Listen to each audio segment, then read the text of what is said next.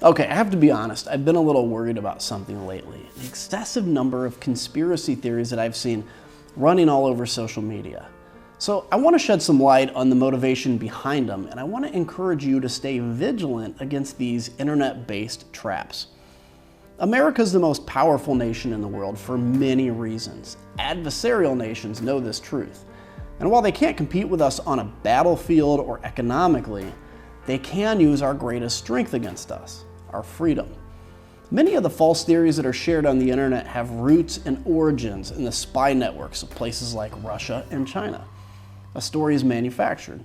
They post it on a seemingly legitimate news site, and then troll farms working for these intel agencies post and tweet, and retweet, and repost until a story trends, and it ends up on your newsfeed. It specifically targets you. You'll see stories that align with your political beliefs, stories that maybe, though, stretch a little further from what you already believe. And then over time, these crazy theories make an impression, and you may find yourself starting to believe it enough to share it. The same stuff, by the way, is being fed to someone with your opposite views and spinning them up, all to create two warring factions. But it's not just intelligence agencies or rogue nations that are spamming our social media feed with these stories. Money-grubbing blogs thrive off planting crazy stories and wild headlines, and they get paid based on how many people click on their stories. It's called clickbait. We see it all the time. So how XYZ is hiding the truth, or XYZ gets owned in viral clip exposing the truth, or man loses 100 pounds by eating this one thing every day. So while you find yourself scrolling through these social media platforms, what really should have been maybe a basic news story about just some bill in Congress is actually a sensational headline about something that makes you mad. You click.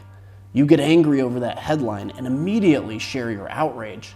And with it, you share the story and you spread that misinformation onto others, to your friends. But now your friends get outraged. They click on the story.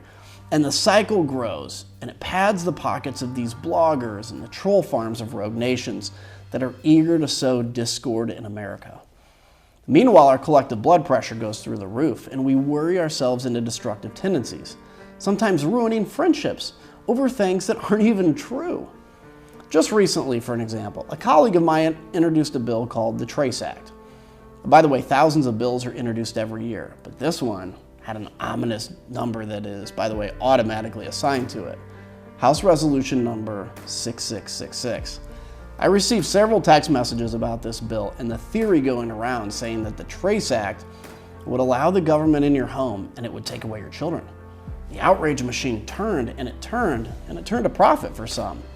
All because it was easy to manipulate the bill number into a satanic message. I read the bill, and by the way, I don't support it on its merit, but I have to tell you that it wasn't even close to being about what the conspiracy theories said. I also want to point out that the phrase, "and for other purposes" on the bill text is on nearly every bill when introduced. So no, that's not proof of anything at all, period. Remember those texts you got as the pandemic started? There was always someone who knew a person who claimed to know someone in DC who had firsthand knowledge of the impending lockdown order. Honestly, I even made a few calls to see if it was true. It wasn't, and actually it couldn't be. It actually, though, was spread in part by Russia and China. And if I had a penny for everyone, by the way, who made the claim of knowing someone who knows firsthand about something that isn't true, I could buy Greenland. By the way, that's a reminder that was a real story last summer, not a hoax. And we all learned that Greenland is not for sale. As leaders, we have a choice. There's far too many who will simply reflect back that paranoia to feed fuel to that fire if it'll help their reelection.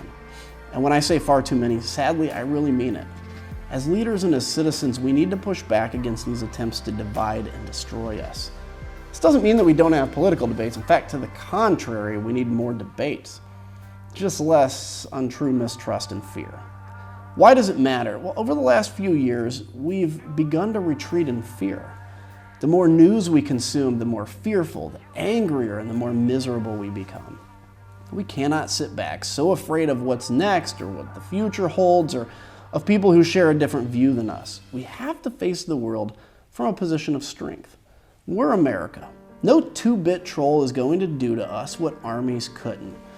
There will be enemies on the dark web who try to exploit our fear and expose our divisions, but if we step up, if we do our due diligence and stay vigilant against these cyber tricks, we can overcome their attempts and fare better as a society as a result.